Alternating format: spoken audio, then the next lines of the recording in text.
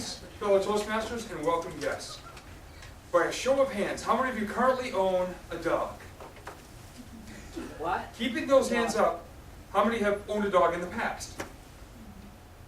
How many people have ever seen a dog? We're all in agreement on the concept of the word dog.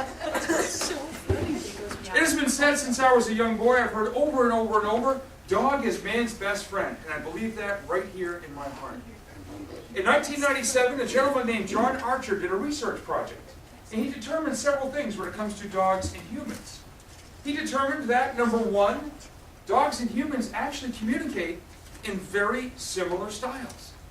Because many times I go up to a person and say, "Who's a good girl? You're a good girl. Yes, you are. Yes, you are." To a coworker or just somebody on the street. He also determined that dogs communicate visually and auditory. For example, if you're in the kitchen of your home and you hear the dog in the living room and he's going, "Woo, woo, woo, woo," and then he's going,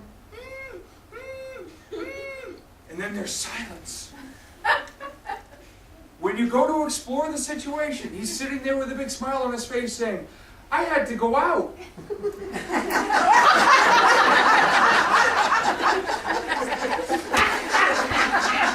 I don't have to go out anymore.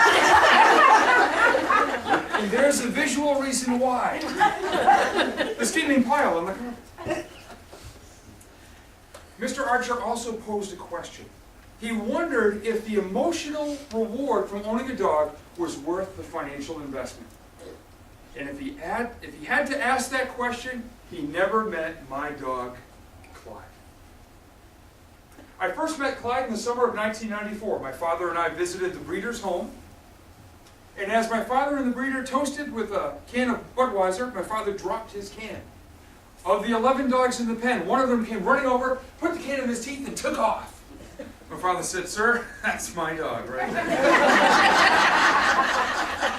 We brought him home, and a legend was born that day, and his name was Clyde S. Dale. Those of you who aren't big fans of Budweiser beer, that spells Clydesdale. And as I said, a legend was born. I did mention that dogs communicate in visual and auditory with their senses. Now, Clyde brought a whole new dimension to our relationship. The olfactory sense. For those who don't recall science class, that is the sense of smell. Even if you are visually impaired or hard of hearing, Clyde made his presence well known. He was the only dog I ever met who snored out both ends when he slept.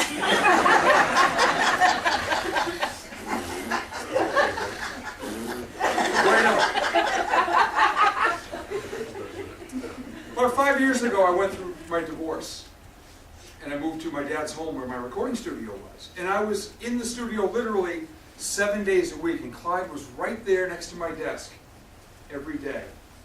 And he was my best friend. Many days during those tough couple of years, he was my only friend. And oftentimes I'd be there working at the desk with a lot going on my mind, financially, business-wise, etc. And I'd be working, and all of a sudden,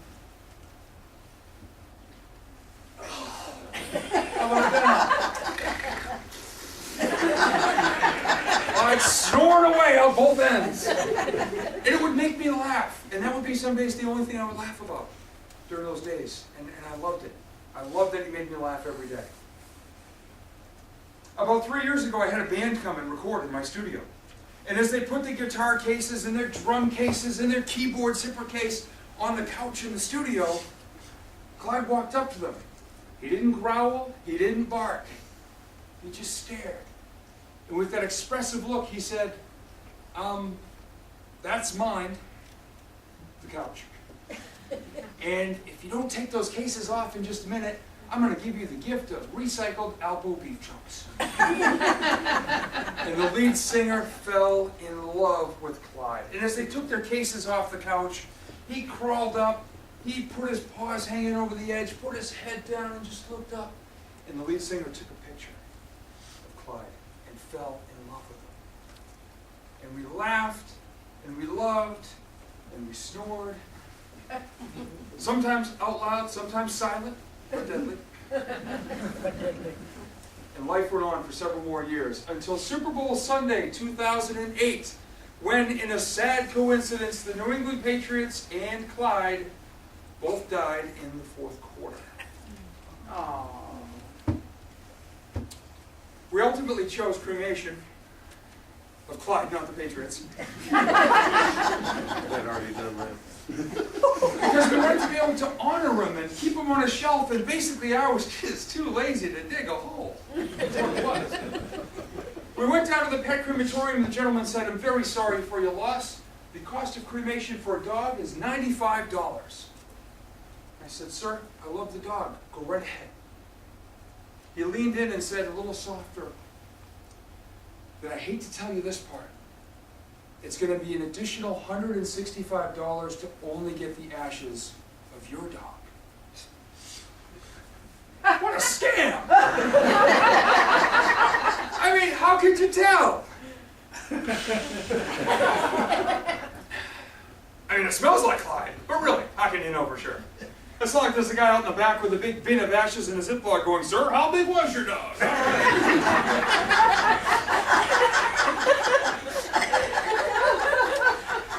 So we brought him home, we got an urn, we put him up on the shelf. We even had a pastel drawing done of the photograph of Clyde with his paws down, and his head on his paws, and his eyes looking up. And it's over our fireplace. And every time I look at that, I ponder the question raised by John Archer. Is the emotional reward of owning a dog worth the financial investment? And I answer that question inspired by MasterCard. One purebred Springer Spaniel, $650. 37 trips to the vet, $4,950. Having man's best friend as my best friend for 14 years,